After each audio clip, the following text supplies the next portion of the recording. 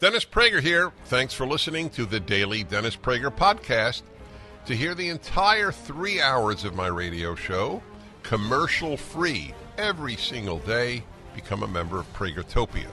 You'll also get access to 15 years' worth of archives, as well as the daily show prep. Subscribe at Pragertopia.com.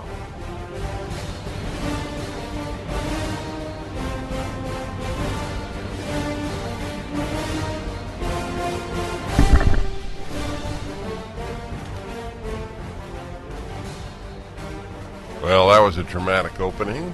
Let me do that again. There we go. Hello, my friends. Dennis Prager with you.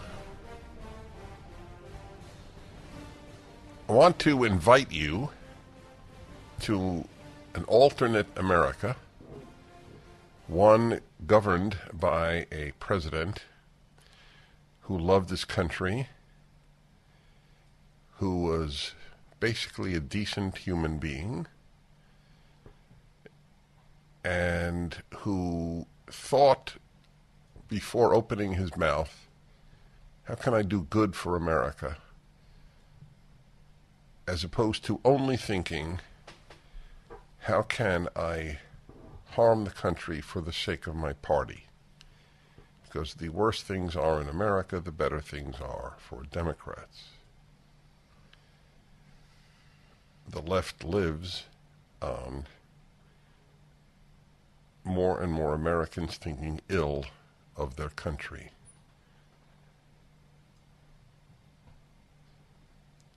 So this America that I'm inviting you to has a president who would have gone to Buffalo and said essentially as follows: my fellow Americans, this is a fundamentally decent society. This sick young man represented an infinitesimally small part of our population. Sick people who believe in sick ideas are to be found in every corner of political life. It has always been so, and tragically will always be so.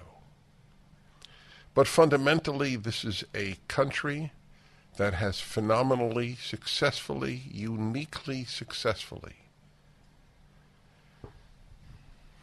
passed the test of the most multiracial, multi-religious, multicultural, multinational country in the history of the world. And to say otherwise is to smear the greatest experiment in human diversity that has ever been engaged in. To my fellow Americans who are black Americans, this man represents such an infinitesimally small segment of the white population that it is important that you know that. It was as if those people in that supermarket were struck by lightning. These things are exceedingly rare in the United States. Okay? That's what a decent man. He's a thug. You know, I've never called a president a bad name in my 40 years of broadcasting. We have a thug for a president. He's always been a thug. He's the most corrupt president in American history. He's the most dishonest. He makes Donald Trump look like Honest Abe.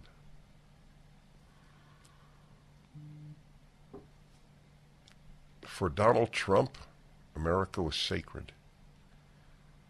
For Joe Biden, America is a doormat. That's just the way it is, whatever you think of the personality of Donald Trump.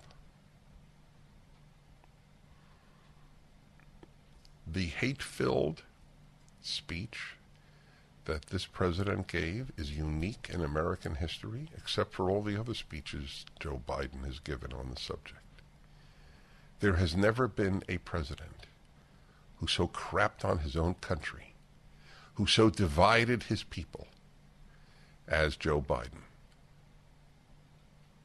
Tell me a speech in which Donald Trump divided Americans the way Joe Biden does. Give me the actual speech. If you want to continue to believe that he said that there are fine Nazis, there is nothing I can do. It's because you want to believe a lie. We have a great video at PragerU on the subject. If you watch it and still think that he thinks Nazis are fine people, it is because you want to believe it. And when reason and evidence do not suffice, there is nothing one can do. That's when I finally end conversations with those I differ with on the air. When I have concluded that reason and evidence are useless. So I politely say goodbye. And that's it. The only thing that people share is reason and evidence.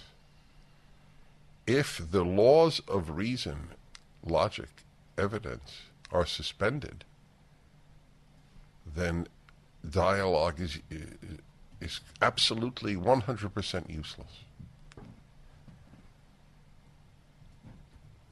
I don't know how history will judge Joe Biden because we may have such a left-wing future that he will be regarded highly by the people who loathe this country and the West in general.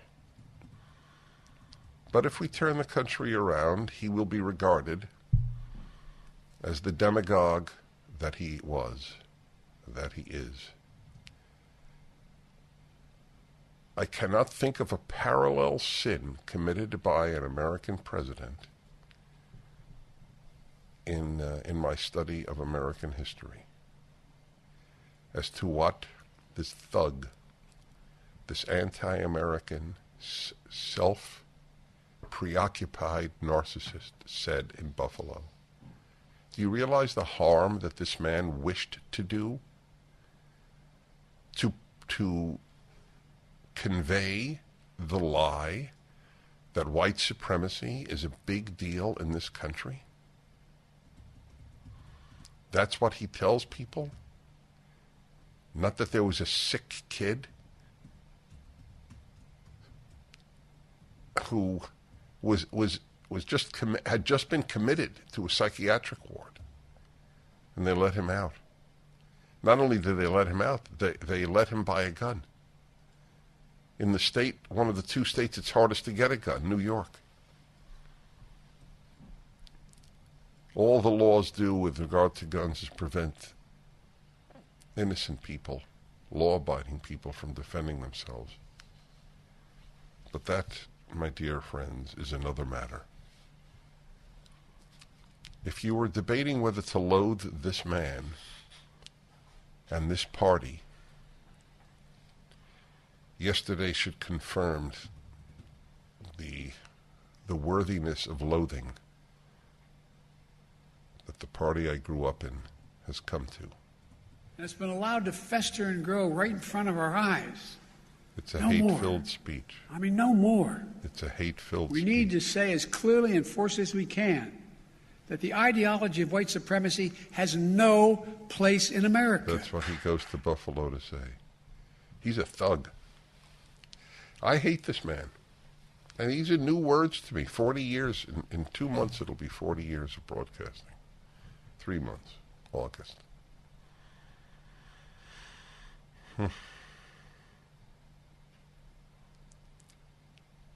I don't know if he even believes what he said.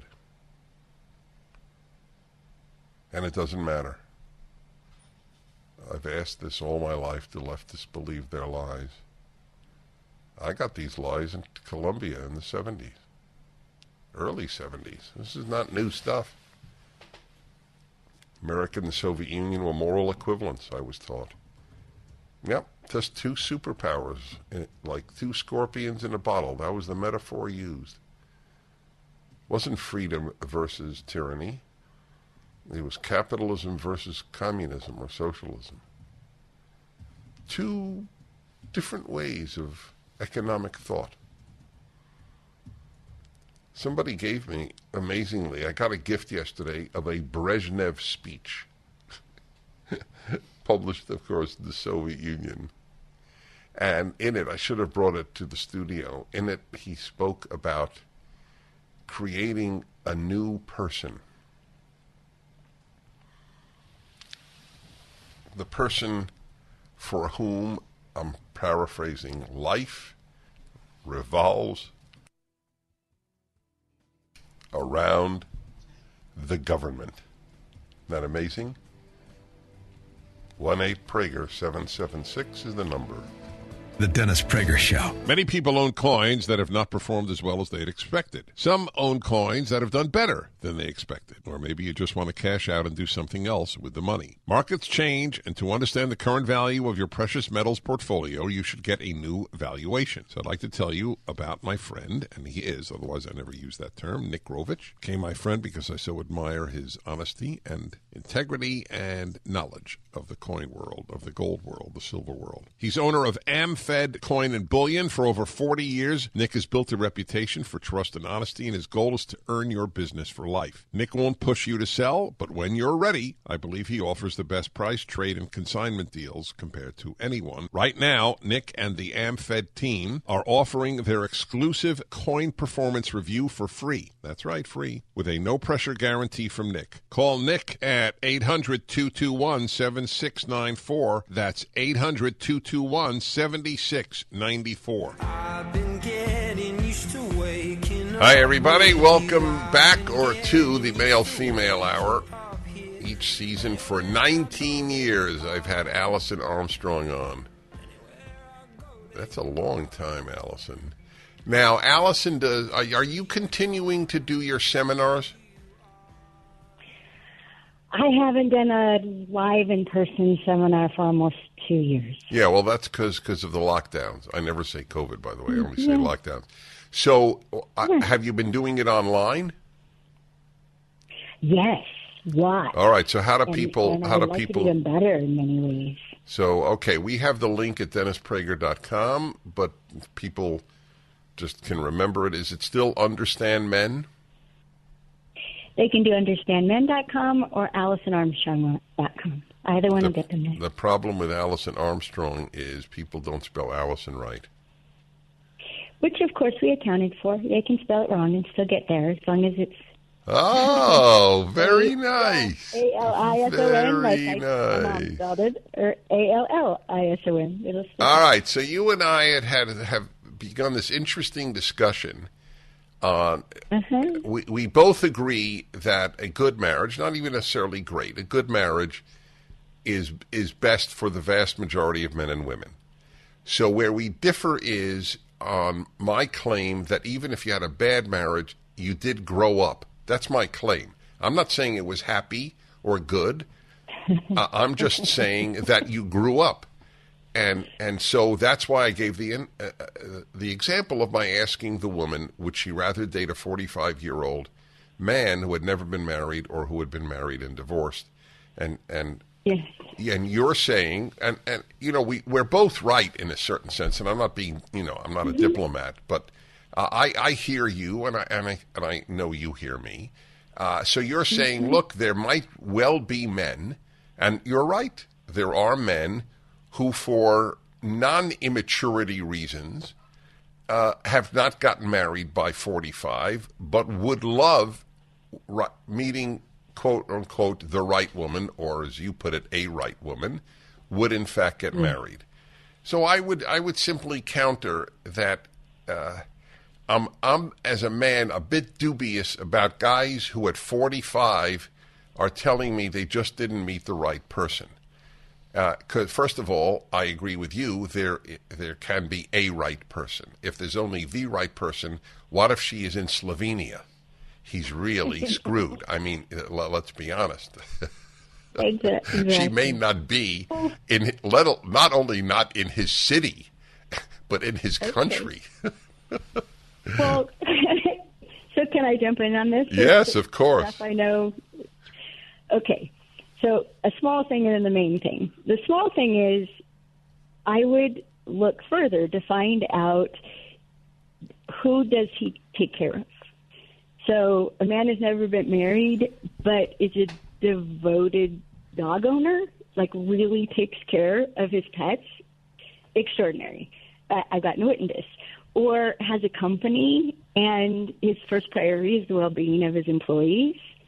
That's hot, and that happens. So I don't like to take anything just at the make a decision based on one piece of information. I would actually encourage her to ask him for something and see, does he follow instructions? Does he honor what she needs, even if he doesn't understand what it is, which is what my topic about boundaries is. And so I would just look further. But on the topic of what makes someone a right person, I spent a lot of time investigating this with men, and we have identified 12 qualities that make someone a right person. And depending on a man's stage of development, depending on his values and what his priorities are in life, the weight of each of these 12 things can vary. And there are men who will forego some of them just because the others are so important. But one that would make sense to me that someone could have gone that long and not meet a right person is one of the things that makes a woman a right person is she doesn't emasculate him too much. Too much. And yes, too much. You guys will put up with a certain amount of emasculation, and you'll put up with a lot more before the transformation I call going from a prince to a king. After that, a lot less, a lot less, and it's one of the reasons many marriages blow up at that point. And so she can't do that too much, and this is in conflict with that as a man, your instincts tell you to find the strongest, most competent woman that you can attract and keep and marry her. Like, that's just a survival imperative, right? The strongest, most competent woman. You want that kind of partner. Sue's that kind of partner for you. Incredibly competent human being, right? And doesn't have too much of the girl brain, right? That would be complemented by it only seems like 5 years. It's so fresh and lovely to be together.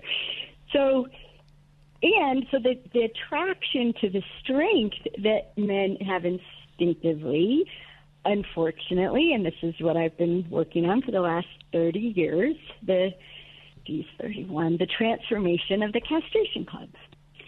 Because women misidentify being strong with disempowering men instead of that a woman's ability to empower. Is that new, or is that always been? It's been here since I started our workshops in 1995. I've been dealing with it all this time. So it's an interesting, I don't know the answer to my own question. I can give evidence for both. My sense is that the emasculating notion really took hold in the 60s, where the idea of I want to please a man, or I want to do anything X, Y, or Z, even to attract a man, was regarded as a weakened woman. Remember, a woman who needs a man is like a fish who needs a bicycle. That was you what... know I had that T-shirt, right? No, I didn't know. I seriously had and wore that T-shirt. A woman without a man is like a fish without a bicycle. Yeah. Well, this is my take on it. Emasculation's been around forever because part of it is triggered by fear and part of it's triggered by frustration.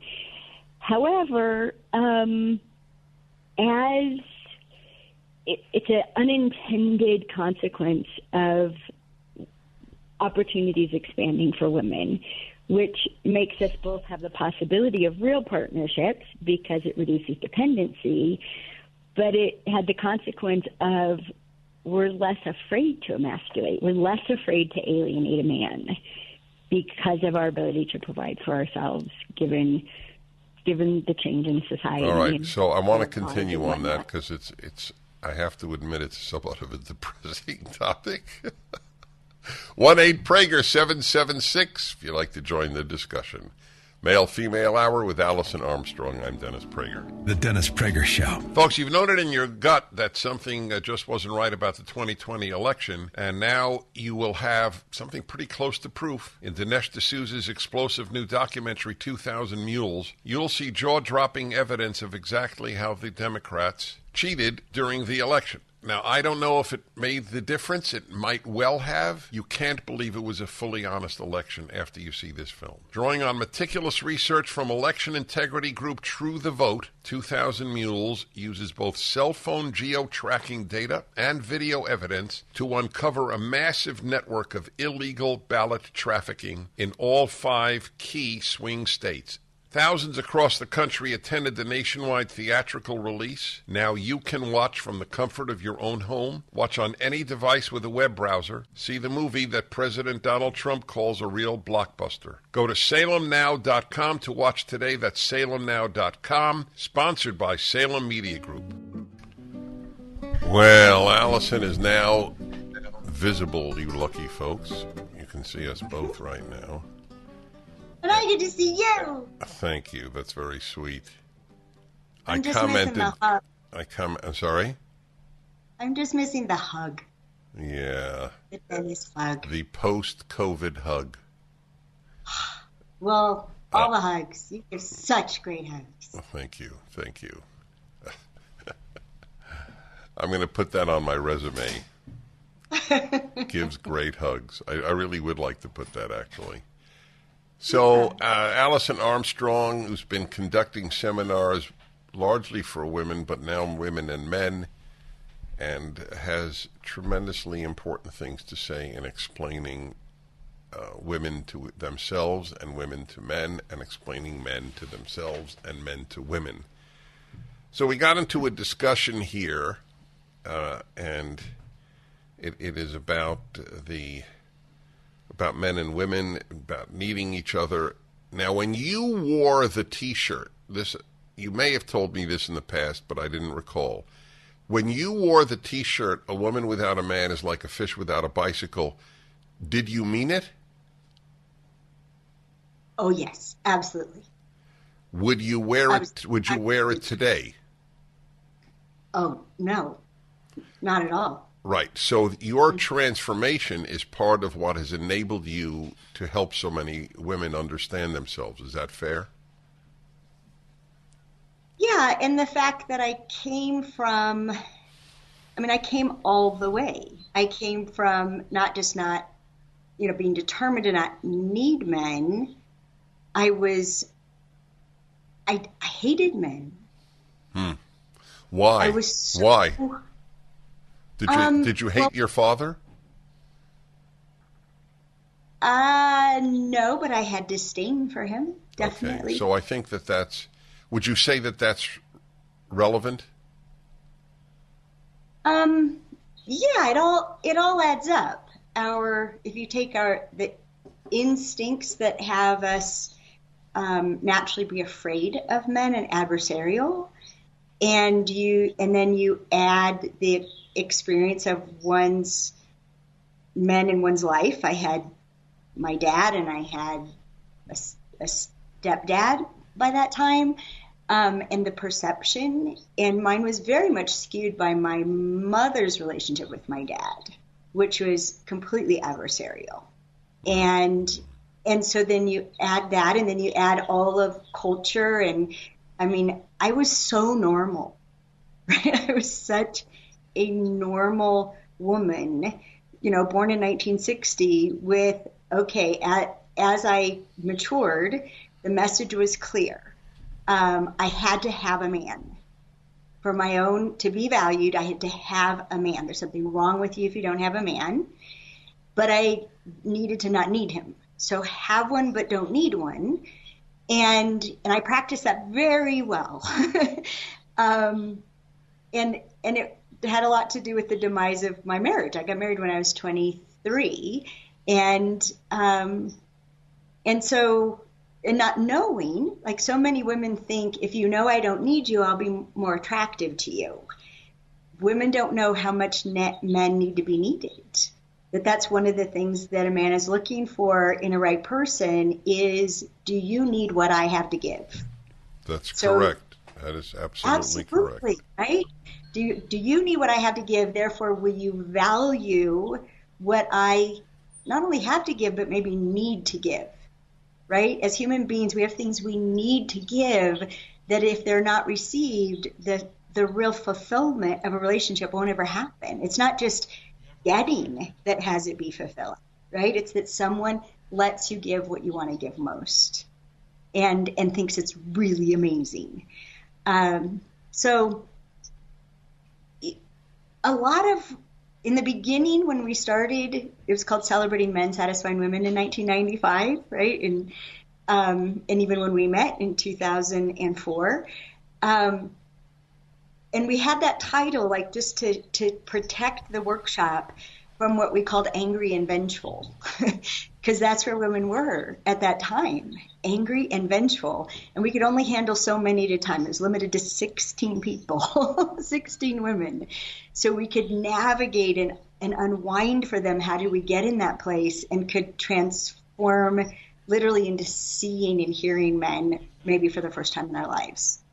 And we watched it shift, from women going from there to angry and strategic. And then women are much less angry now. But they're frustrated and they're hurt. Okay, I want to develop that in a moment. I'm with Alison Armstrong, and this is really important. 1-8-PRAGER-776.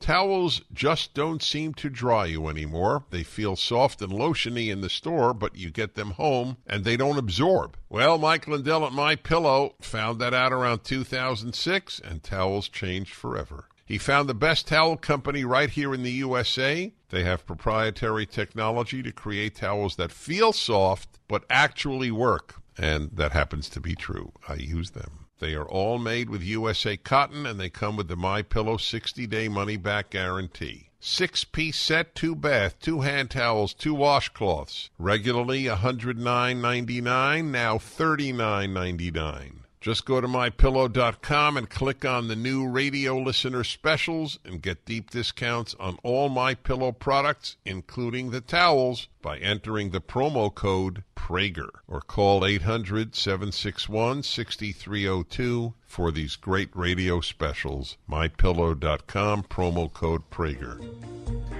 Got some great calls, I got to say. This provocative subject, the male-female hour. The laughter you heard is coming to you from rural Colorado in the midst of aspen trees. We had a little talk about that because I admired. You could see the paintings behind Alison. And according to Sean, you have a pillow on the couch that matches the paintings. Is he telling the truth, or is he wasting my time? He's telling the truth. You, all right. No. I gave a 50-50 chance that he was telling the truth. So Alison and I often have this, which I love. I mean, it's really, I so trust your insights that it doesn't matter to me whether we agree. It truly doesn't matter, but it's illuminating. We're talking about, in part, the emasculating men issue. So I'll give an example of something I learned just in the last 10 minutes from Alison. See, it's too bad that the great lines that a guest such as Alison will offer aren't then etched in people's minds, because we naturally listen to what a person has to say after the great line and then forget it. But you explained it in part as there is some innate fear of men because we are more physically strong, overpowering the nature in some ways of our sexual drive. And so emasculating the man might make her feel safer. Is that correct? I like repeating what I think I heard. Absolutely. I call it a testosterometer. It might be a funny name, but we can smell your power. We can see it, we can smell it, we can feel it, and we react to it. And when it seems like, and this is very sad, when you're the most powerful, which, by the way, is when you're happy, we're the most likely to do something to diminish you so that you're at a safe level. That's really something. It's almost like a flaw in the ingredients. Yeah, well, almost, and it's because men and women literally have opposing instincts. So how a woman goes about getting what she needs is the opposite of how a man needs her to go about getting what she needs. And so the antagonism between us is naturally going to keep increasing, just as the way a man goes about getting what he needs is the opposite of what a woman needs. And including the words that we use, the attitude we have, and our timing. We have men and women have very different needs timing-wise. And so it's the demise of our romantic relationships is virtually inevitable because of the way the romantic relationship and the dependency upon each other exacerbates how much we need from each other. And then so all the unworkability just blows up. And it's not personal.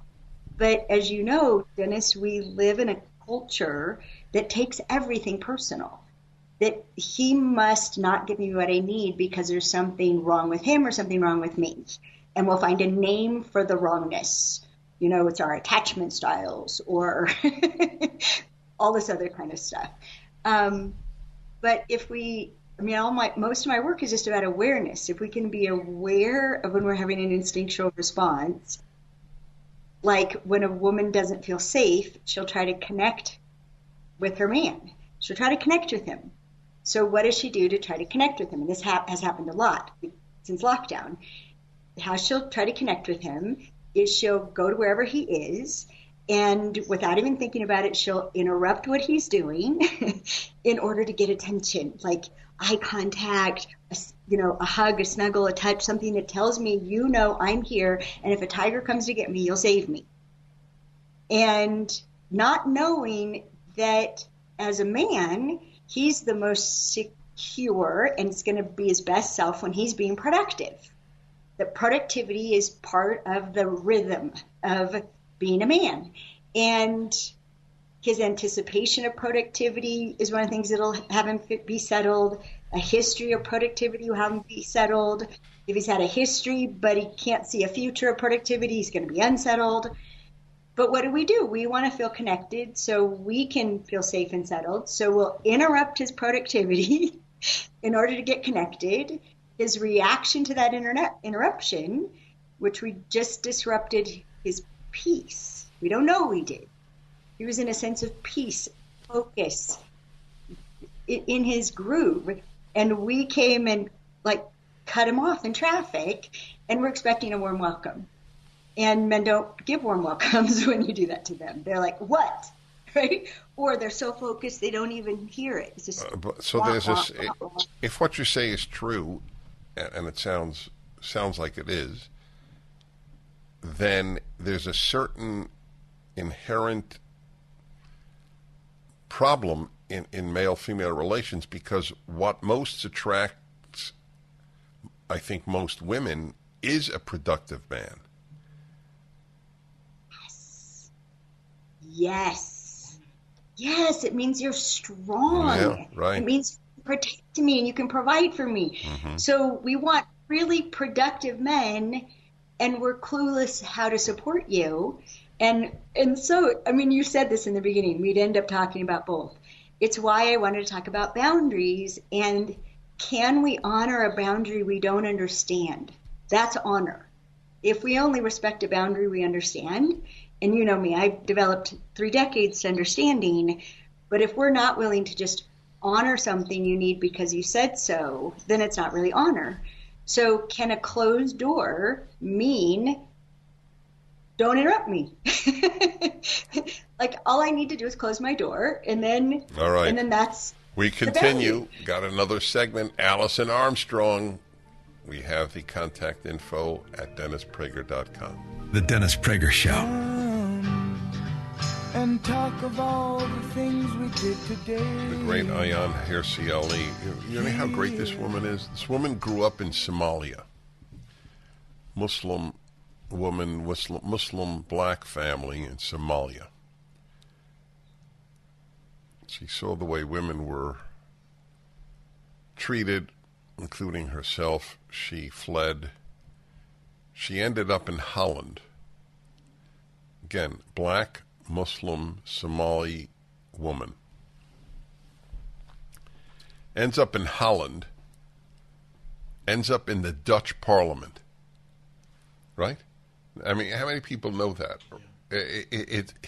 The woman is a phenomenon. She's just one of these things. Nature produces, or God produces, a handful of such wunderkinds every generation. Wunderkinder. And then she leaves Holland. She's obviously mastered Dutch. There are very few blacks in Holland, but the woman is brilliant, charismatic, etc. She comes to the United States, masters English, and she is a phenomenon as a speaker and writer. So she was at a conference in Dallas with other blacks on the very Saturday, this past Saturday, in the Buffalo shootings. For black Americans to progress, we need to cast off today's dependency on white guilt for recognition and support. What is the way forward if you accept that blacks in America are free? It is to have the courage to live that freedom. That means holding ourselves accountable for our behavior. It means learning to shape our destiny regardless of skin color. And it means ignoring the divisive rhetoric propagated by those such as Patrisse Cullors, that's she's BLM, Kamala Harris, and Ibram X. Kendi. Ibram X. Kendi is an intellectual fraud. That's why he wouldn't debate, to the best of my knowledge, any of the blacks, let alone whites, who differ with him. Boston University? Is that where he is? He has the Elie Wiesel. He succeeded Elie Wiesel. Gives you an idea what a desecration of that university professorship is at Boston University. But the universities are the worst.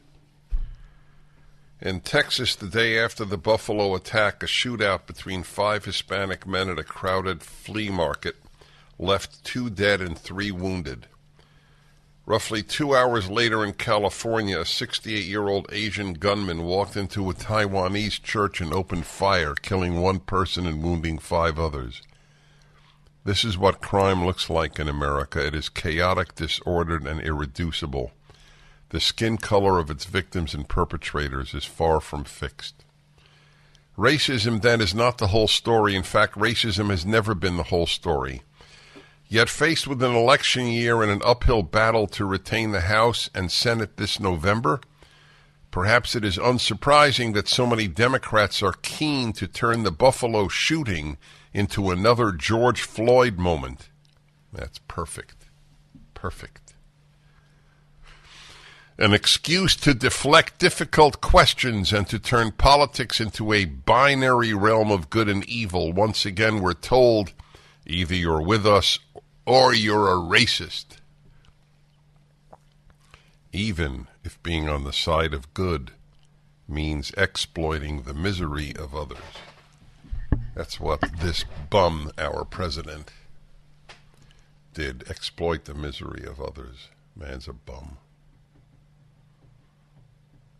He's vile.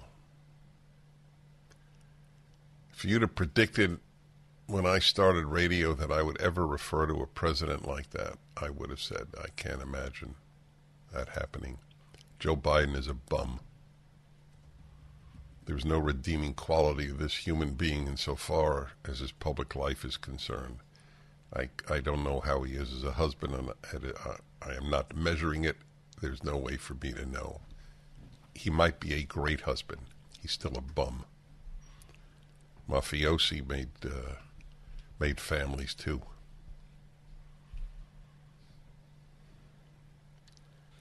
The left is in trouble because they might lose the House and Senate. So this is the new thing. You vote Republican, you're voting for white supremacy. Here's another bum. What is his first name? Deutsch? Donnie Deutsch on MSNBC.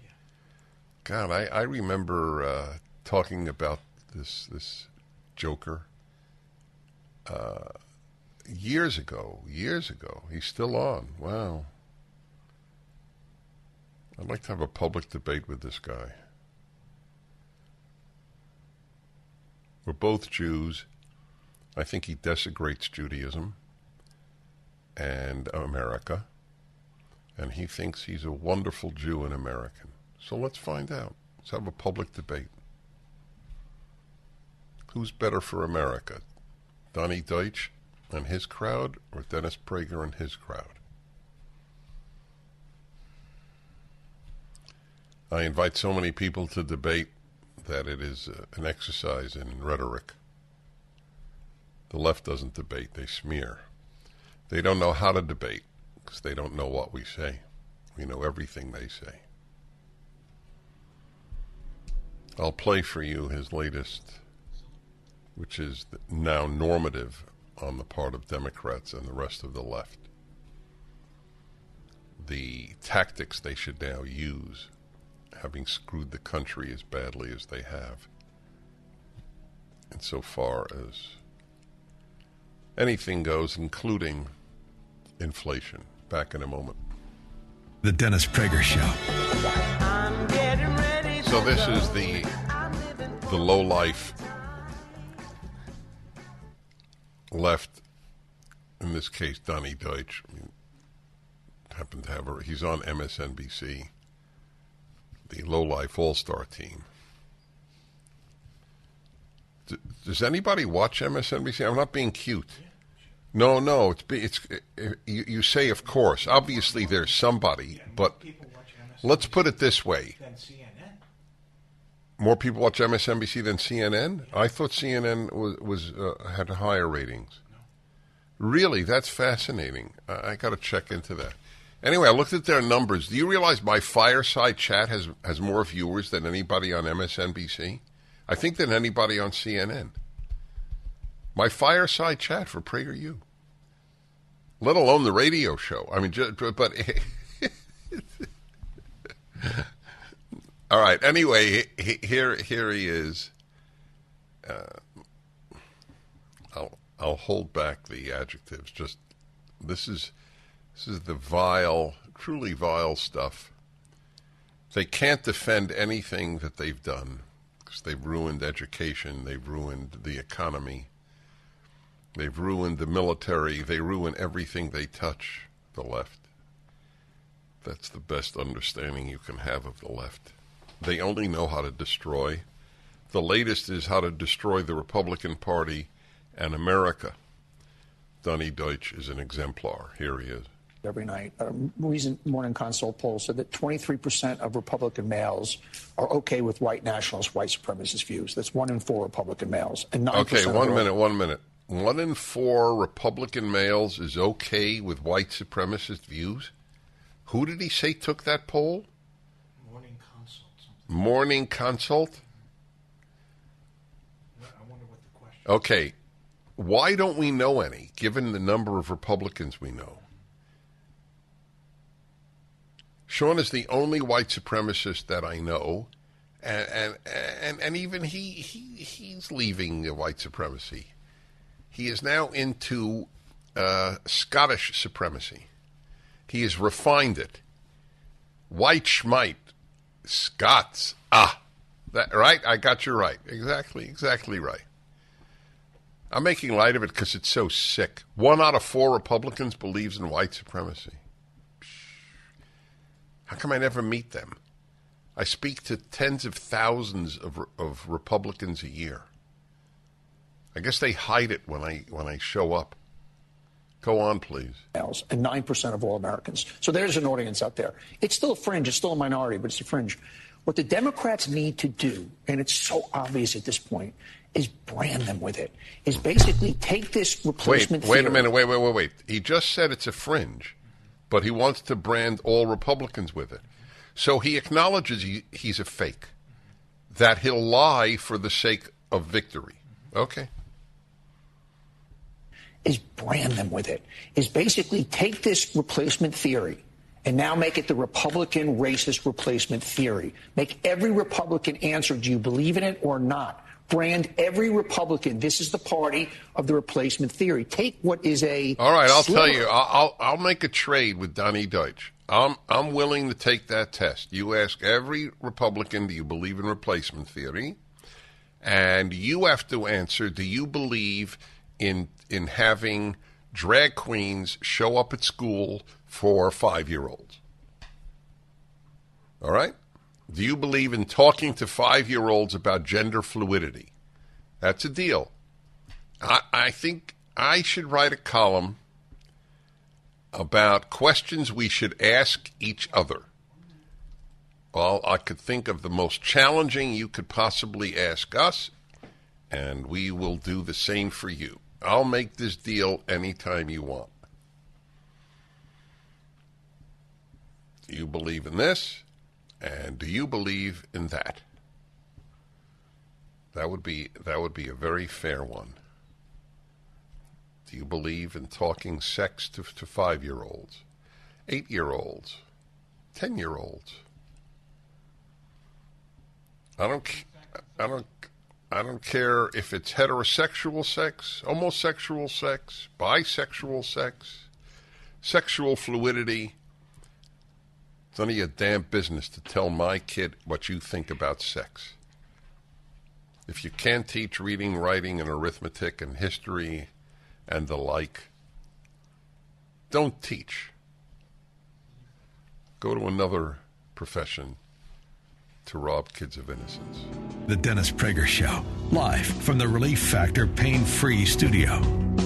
Dennis Prager here. Thanks for listening to the Daily Dennis Prager Podcast.